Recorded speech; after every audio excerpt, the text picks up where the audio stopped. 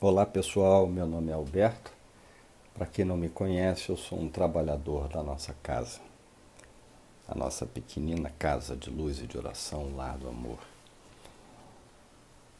Estamos todos nesse momento de dificuldades pela qual o nosso planeta passa, nas limitações, nas provações, nas dificuldades, nas terríveis consequências de tudo isso que está acontecendo e que nos envolve nesse momento. Agora, mais do que nunca, estamos sentindo extremamente a falta que essa casa nos faz, né? Ali, quando chegamos, sempre nos sentimos confortados, sempre nos sentimos acolhidos, sempre nos sentimos. eh, Sempre saímos de lá melhores do que quando entramos. Mas, infelizmente, as autoridades de saúde, não só do nosso país, mas como do mundo de uma forma geral, vêm solicitando para que todos fiquem em casa. Então é importante que fiquemos fechados, não podemos abrir nesse momento para evitar exatamente essa aglomeração, mas por outro lado, a direção da casa se sente incentivada a manter esse vínculo com a nossa comunidade, com os nossos frequentadores, e mantendo essa energia circulando de uma forma positiva entre todos nós. A nossa palestra hoje, o nosso tema da nossa palestra é a Páscoa. E eu gostaria de começar então essa palestra trazendo qual a origem da Páscoa, quer dizer, quando ela começou a ser celebrada, o porquê que ela começou a ser celebrada, quer dizer, aonde ela começou a ser celebrada. O Antigo Testamento nos mostra, nos revela, que o povo hebreu vivia escravizado pelos egípcios mais de 1500 anos antes de Cristo. Eles viveram escravizados por mais de 400 anos. E os judeus eram um povo religioso e que, pedindo ajuda a Deus, eles pedindo ajuda a Deus, Deus teria enviado algumas pragas no Egito para que, através dos efeitos nefastos dessas pragas, o faraó ah, se comovesse e se convencesse de que deveria libertar esse povo. E foram realmente 10 pragas, tem várias delas, mas o importante no nosso caso específico é falar da última praga, que era o anjo da morte. Então consta na Bíblia que Deus teria enviado um anjo da morte e que esse anjo passaria por todas as casas e pegaria o filho primogênito e levaria para a morte. Deus então teria feito um sinal aos judeus para que eles marcassem as portas de suas casas com o sangue de cordeiro. Com isso, aquele anjo da morte, quando passasse pela frente daquela casa e visse aquela marca do sangue do cordeiro, ele pularia esta casa, ou seja, ele não levaria o filho primogênito. O verbo pular em hebraico, a palavra pular é pesach. E é essa a origem da palavra Páscoa. A Páscoa vem do pesach em hebraico, que significa pular. Então, a partir do momento em que esse pular salvou uma série de vidas dos judeus, o faraó efetivamente se convenceu da necessidade da liberação desse povo. E, através da liberação deles, deu-se o início ao êxodo, que foi aquela quantidade de anos, 40 anos mais especificamente, que Moisés liderou o povo pelo deserto, eles passaram então a fazer uma comemoração anual naquele período, naquela época da libertação, ou seja, exatamente agora onde nós estamos vivendo. Quer dizer, existe uma pequena diferença porque o nosso calendário é diferente do calendário judeu, quer dizer, eles já estão no ano 5.000 e alguma coisa. Então, eventualmente, existe até uma coincidência de datas de comemoração da Páscoa deles, atualmente, com a nossa da Igreja Católica, né? Mas a questão é que nessa época do ano, março, abril, que se deu a libertação do povo judeu, eles passaram então a fazer uma comemoração que é conhecida, que passou a ser conhecida como Páscoa. E os judeus começaram a fazer uma comemoração ou uma cerimônia bastante curiosa e interessante de se analisar, né? Eles passaram, então, no período dessa comemoração, eles ficavam uma semana, eles pegavam um pequeno cordeiro, o cordeiro é um filhote de carneiro, normalmente cordeiro de 1 ano. Eles pegavam um cordeirinho, um animalzinho, e colocavam dentro de suas casas. Quer dizer, cada família judia tinha um cordeiro específico nessa época do ano. Então eles colocavam o animal dentro de suas casas, conviviam com esse animal durante uma semana, se habituavam com o animal e no final de uma semana eles reuniam a família toda e sacrificavam o animal. E por quê? Porque na visão deles há uma necessidade de experimentar a dor, o sofrimento. Porque somente através dessa dor e desse sofrimento é que eles vão atingir o desapego e principalmente a libertação. Que no fundo é isso, a comemoração da Páscoa pelos judeus nada mais é do que a comemoração desta libertação. E para o cristianismo, o que é a Páscoa para o cristianismo? Bom, nós já verificamos que a comemoração da Páscoa já existia antes da chegada de Jesus. Aliás, Jesus, que nasceu junto ao povo hebreu, comemorava a Páscoa junto com os judeus. Então, nós não podemos esquecer que, na realidade, quando Jesus chegou junto encarnou no nosso planeta, a Páscoa já era comemorada pelos judeus. Após 3 anos de peregrinação de Jesus, ele entra num domingo em Jerusalém, montado num burrico, acompanhado de uma pequena multidão de excluídos de Roma, excluídos até do próprio povo judeu.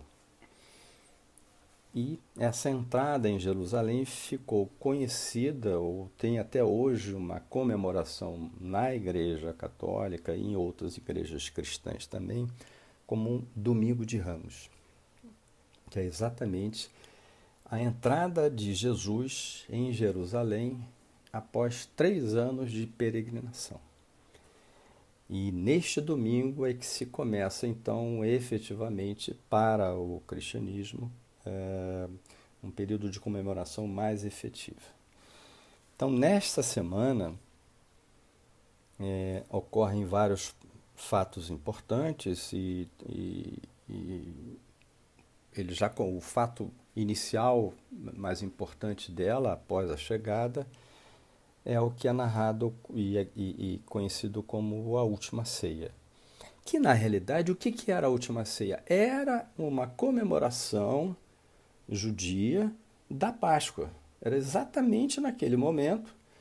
A Última Ceia era aquela refeição feita exatamente em função da comemoração da Páscoa do povo hebreu. Jesus então reúne seus discípulos e comunica que vai partir, em breve partirá. E que todos aqueles apóstolos que estão ao seu redor experimentarão uma profunda dor. E o que é essa? Por que essa profunda dor? Jesus conviveu 3 anos ininterruptamente com todos os 12 apóstolos. Dividiu com eles todos os seus ensinamentos, dividiu com ele todos os seus conhecimentos, conviveu desde manhãzinha até o final do dia, morando na casa deles. Então era uma experiência de dor, de profunda dor, a separação daquela relação que já existia.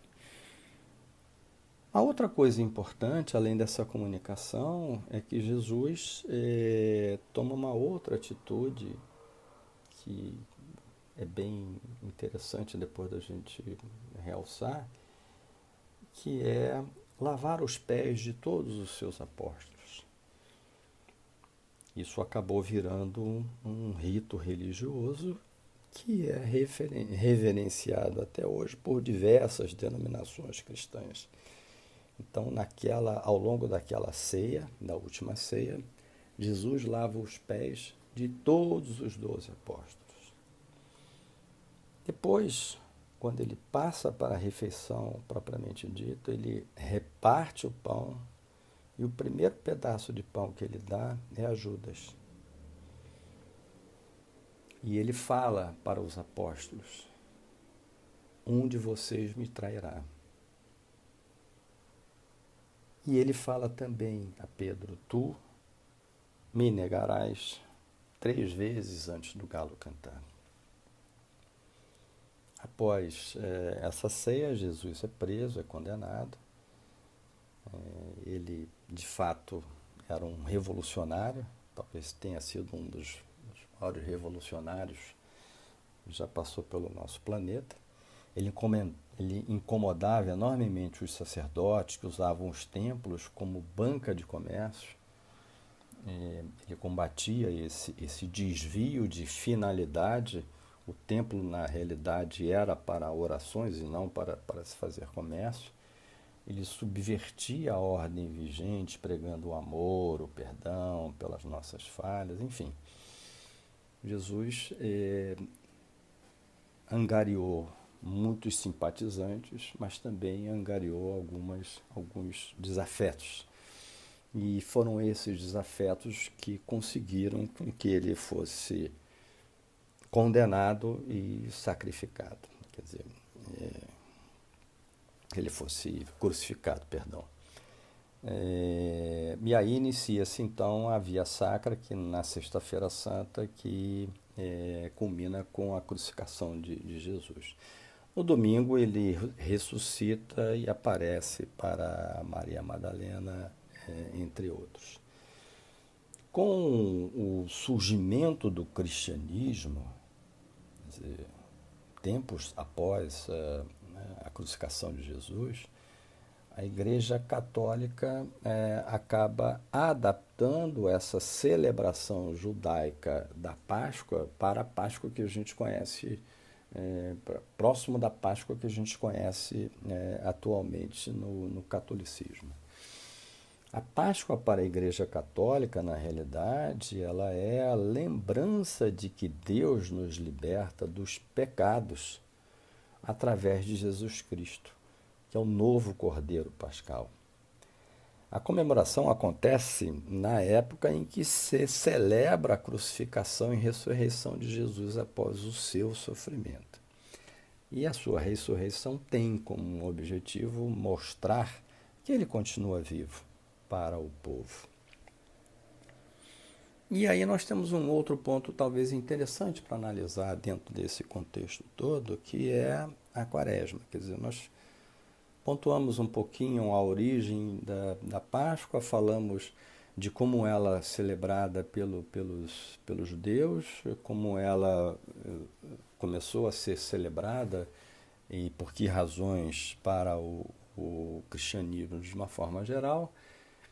Só que o cristianismo ele usou essa preparação chamada de quaresma para a Páscoa efetivamente. Então a comemoração da Páscoa cristã ela é precedida de uma preparação que se conhece pelo nome de quaresma, aonde os cristãos deveriam evitar os excessos e que dura esta preparação dura 40 dias. E nesse tempo é o ideal que se reflita sobre nossas vidas. Mas interessante, curioso, né? Por que 40 dias? Por que a quaresma tem 40 dias? Por que essa preparação, melhor dizendo, tem 40 dias? Porque ela poderia ter 30, poderia ter 50, mas o 40, ele já vem desde da Bíblia, que mostra um simbolismo com o número 40, que significa, na realidade, provação. Então, a Bíblia diz que foram 40 dias do dilúvio. Moisés passou 40 anos no deserto guiando o povo judeu. Moisés também passou 40 dias no Monte Sinai recebendo os 10 mandamentos. E Jesus ficou 40 dias no deserto antes de começar a sua peregrinação. Então o número 40 é um número que carrega um simbolismo muito grande.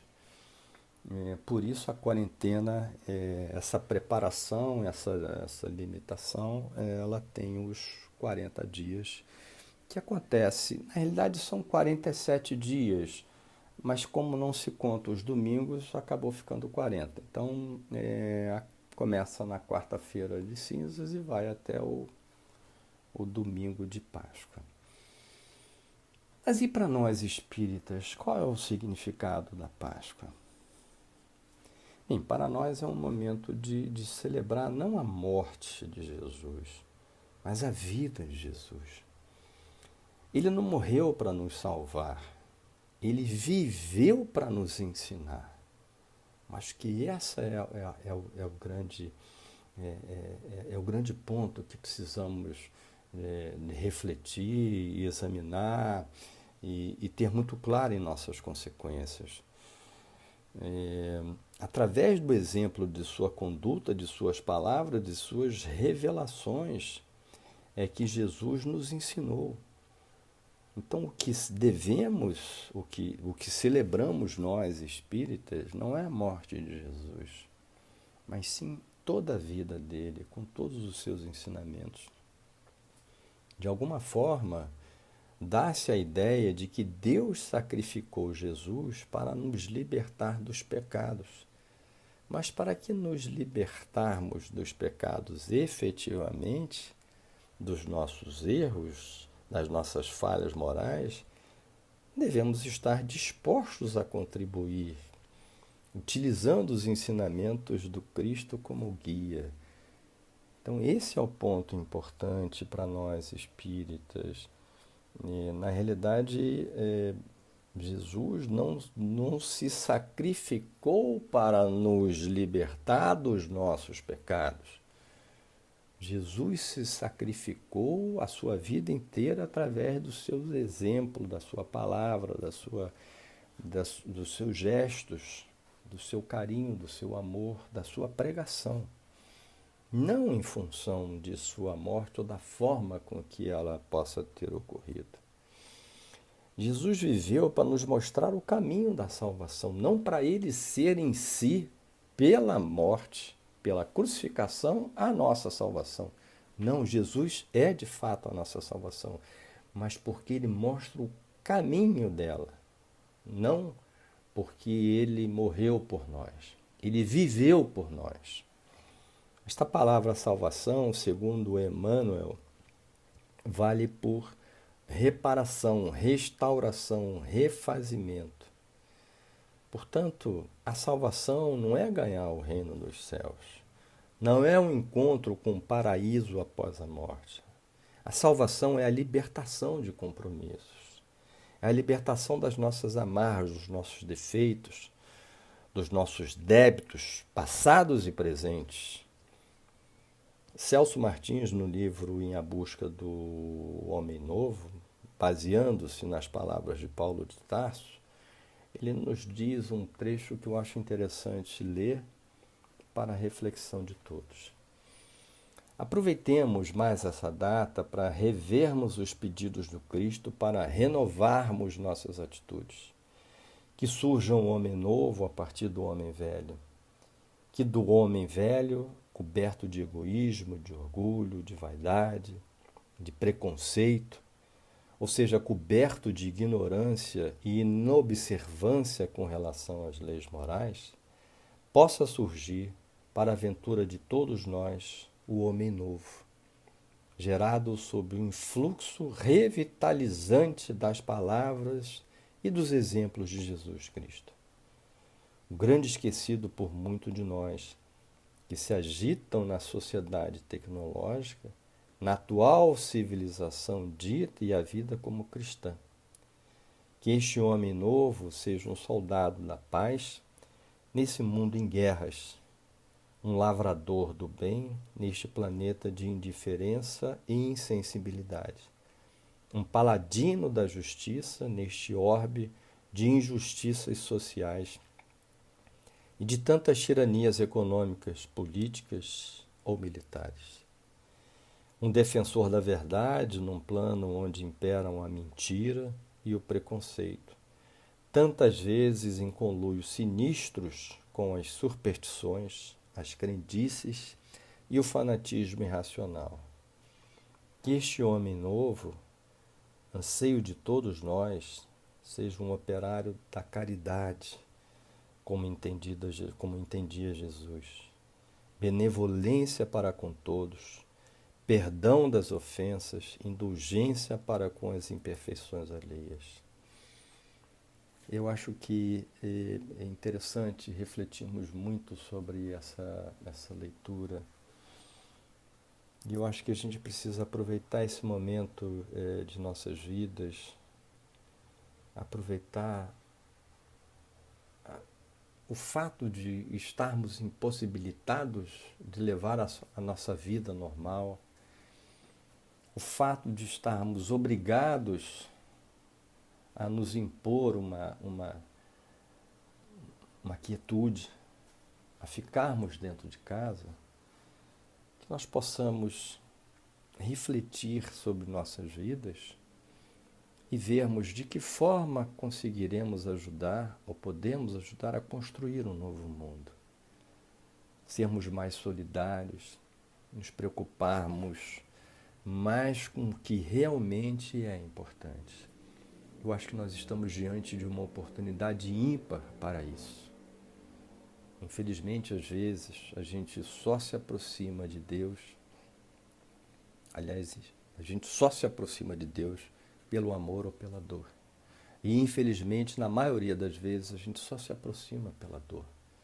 E nós estamos vivendo um momento de dor, um momento difícil, onde muitas vidas estão se perdendo. Então é um momento mais do que propício para que nós possamos aproveitar e refletir sobre os exemplos deixados por Jesus.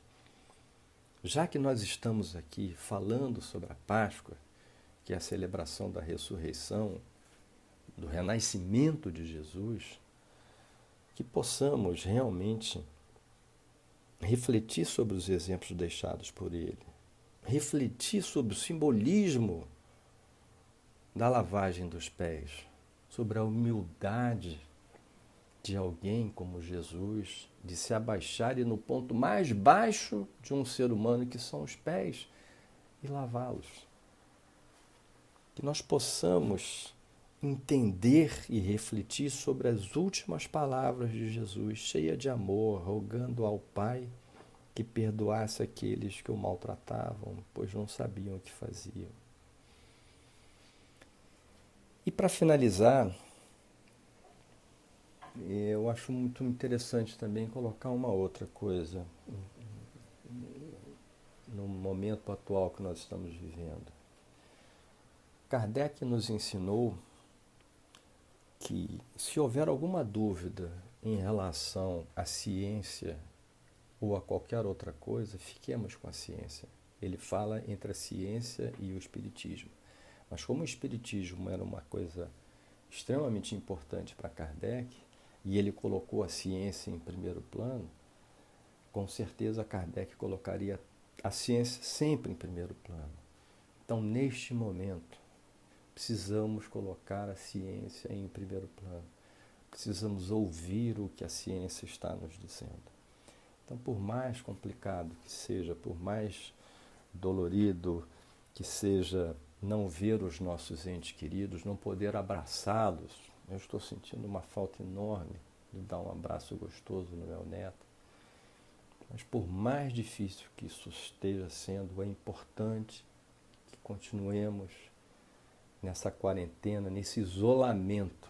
Aí quarentena, não a quaresma, mas a quarentena mesmo.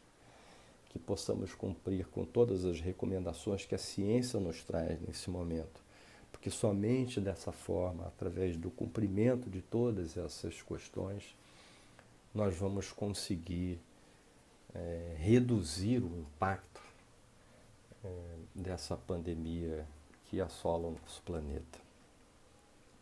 Era isso que eu queria trazer para vocês nesse momento. Espero que vocês tenham gostado dessa experiência nova, difícil, mas eu acho que foi bastante prazeroso para mim ter a oportunidade de poder estar falando com cada um de vocês. Tá bom? Fiquem todos com Deus.